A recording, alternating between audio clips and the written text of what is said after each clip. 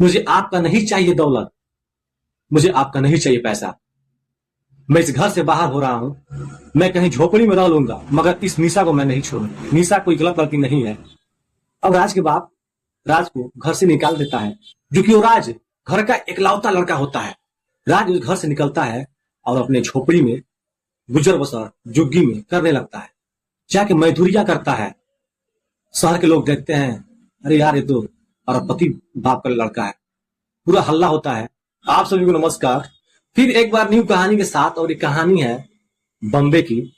बॉम्बे में एक अरबपति बाप का इकलौता लड़का था और उसका नाम था राज। राज एक बहुत अच्छा लड़का था, अच्छा शख्स था, पैसा तो बहुत था, मगर घमंड नाम का कोई चीज नहीं था। राज गरीबों को, मजलूमों को, बेसहारों को सहारा बनता था, गरीबों को मदद करता था और उस शहर में बहुत प्रसिद्ध था राज, जो कि अरबपति बाप का लड़का था इकलौता। लेकिन राज एक लड़की से प्यार करता था। उस लड़की का नाम था निशा। निशा भी बहुत अमीर घर से बिलोंग करती थी, जो कि उसका भी बाप कई करोड़ों में खेलता था निशा का। अब इन दोनों में काफी दिनों से प्यार था, मोहब्बत था और चल रहा था। और ये लोग हफ्ते में 2 दिन पे, 3 दिन पे डेली बॉम्बे के बड़े बड़े होटलों में मिला करते थे निशा और राज। अब पता नहीं किसका बुरा नजर लगा इन दोनों पे, इन दोनों में ब्रेकअप हो गया। अब जैसे ब्रेकअप हुआ, जो राज उस अरबपति बाप का जो बच्चा था, राज एक अच्छा खासा बच्चा था, वह दारू पीना चालू कर दिया। ब्रेकअप तो हो गया। अब राज हर एक शाम को दारू पीना चालू कर दिया और इतना दारू पीता था कि उसके चलने का शक्ति नहीं था। मोहब्बत क्या नहीं करवाए। अब उस निशा का घर वाले एक अच्छा सा लड़का देखकर शादी कर देते हैं। जैसे शादी होता है और राज पीना चालू कर देता है। अब 24 घंटा पीता है निशा के प्यार में। अब राज के जो पिता थे अरबपति, वो अपने लड़के से परेशान हो गए। मेरा लड़का इतना अच्छा खासा था, एक लड़की के प्यार में पागल हो गया और एक ही मेरा लड़का है। तो काफी परेशान थे, उसे बड़े बड़े डॉक्टरों से जाकर दिखाई इसको, कि कोई प्रभाव नहीं पड़ा। सब यही बोलते थे कि इसका कोई इलाज नहीं है।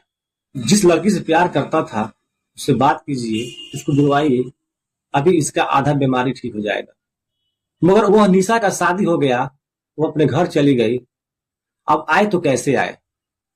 फिर राज के परिवार वालों ने हार मान गया और उसे छोड़ दिया। अब राज और भी खुल के दारू पीने लगा और कोठे पे जाने लगा।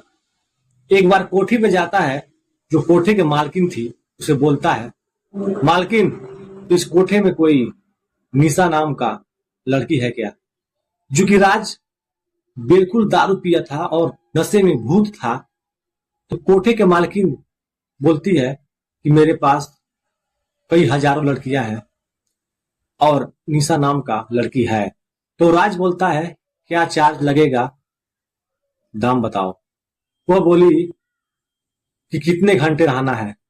राज बोला, मालकिन घंटे की बात मत पूछो, दाम बोलो कितने पैसे लोगे।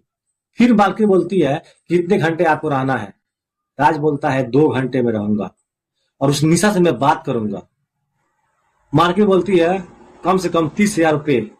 अब वो राज 20-20 हजार की गड्डी 2 गड्डियां निकालता है और उस कोठे के मालकिन के ऊपर फेंक देता है और रूम में जाता है। उसमें घूंघट काढ़े हुए जो निशा नाम का जो बेसवा थी वो बैठी थी और राज अंदर जाता है और फाटक लगाता है और उसके साथ बैठकर बातें करता है। बोलता है, निशा तुमने मुझे धोखा क्यों दिया। निशा मैं तेरे प्यार में आज भी इंतजार कर रहा। निशा तूने शादी कर लिया। निशा मैं मर जाऊंगा। अब ऐसे ऐसे बात राज बोलते जा रहा है।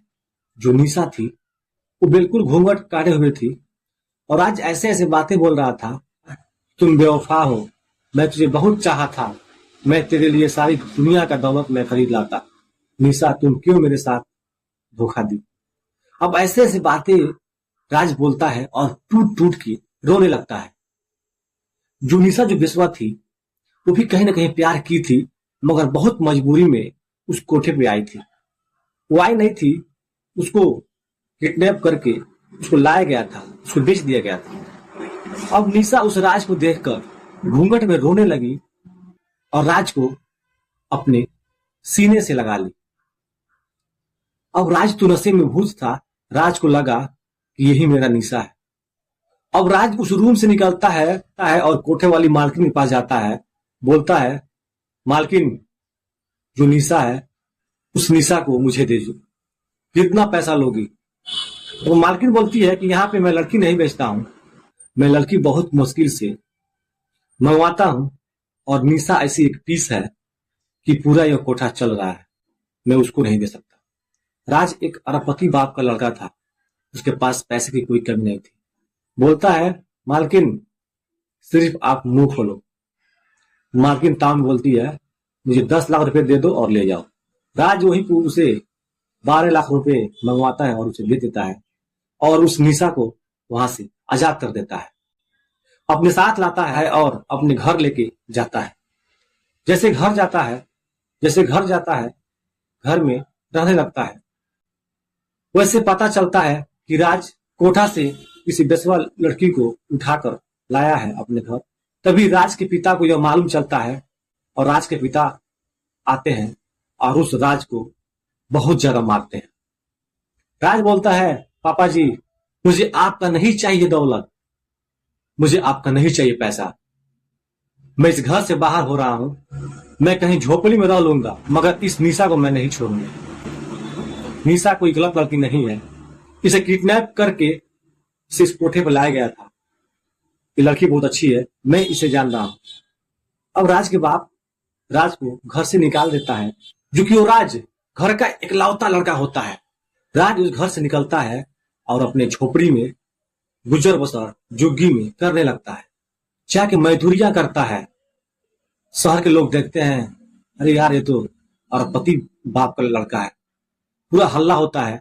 कि फिर भी राज को शर्म नहीं लगता है, लाज नहीं लगता है, जो पैसे कमाता है लाता है और उससे अपना घर को चलाता है। लेकिन उस निशा से इतना प्यार करता है, जिस निशा से वो प्यार करता था वो निशा नहीं थी, मगर उसी के शकल में और उसी के नाम निशा, उसको लगता है कि वही निशा है और अपना जिंदगी बसर करता है। लास्ट में वो अरबपति बाप आता है और उस राज के कदमों में झुक जाता है, कहता है, बेटा, तुम सच्चे एक इंसान हो और तुम्हारा प्यार का मैं कदर करता हूं। उस राज को अरबपति बाप अपने बेटे को गले लगाता है और बोलता है, बेटा, तुम्हारे पास घमंड नाम का कोई चीज नहीं है, तुम सच्चे दिल के व्यक्ति हो और तुम सच्चा प्यार करने वाले एक इंसान हो, जो कि अपने प्यार के लिए तुमने हर एक काम किया। उस अरबपति बाप अपने बेटे को अब अपने घर लेके जाता है। बेसवा जो निशा थी, निशा को अपना बहू के रूप में एक्सेप्ट करता है, अपने राज बेटे को बिजनेस उसके हाथ में सारा सौंप देता है। तो एक कहानी से आप लोगों को क्या समझ आया और क्या लगा, राज सही किया या गलत किया, आप लोग इस वीडियो के कमेंट में जरूर अपना अपना राय दें। और आप लोग कहां से देख रहे हैं ये भी आप लोग बताएं। और ये वीडियो आप लोग को अच्छा लगे तो आप लोग लाइक कीजिए और आप लोग नए हैं तो इस चैनल को सब्सक्राइब कीजिए।